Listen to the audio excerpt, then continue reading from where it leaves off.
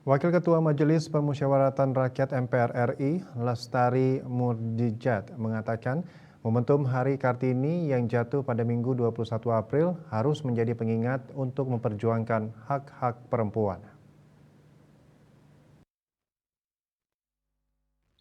Dalam keterangan persnya dikutip dari kantor berita Antara, di era saat ini semangat perjuangan Raden Ajeng Kartini harus terus dikobarkan dalam berbagai upaya pemenuhan hak-hak perempuan di sejumlah bidang kehidupan.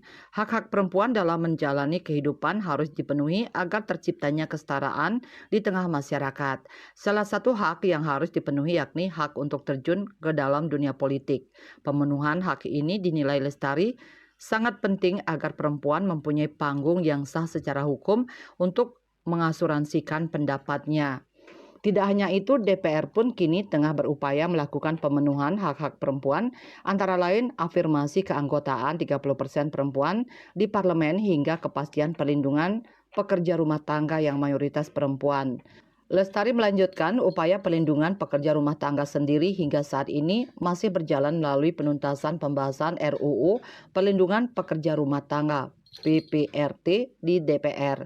Lestari memastikan upaya-upaya tersebut akan terus bergulir di DPR demi menciptakan peluang terciptanya kesetaraan hak dan kewajiban perempuan.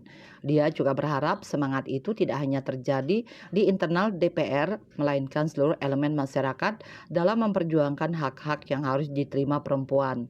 Tim Liputan Bali TV melaporkan.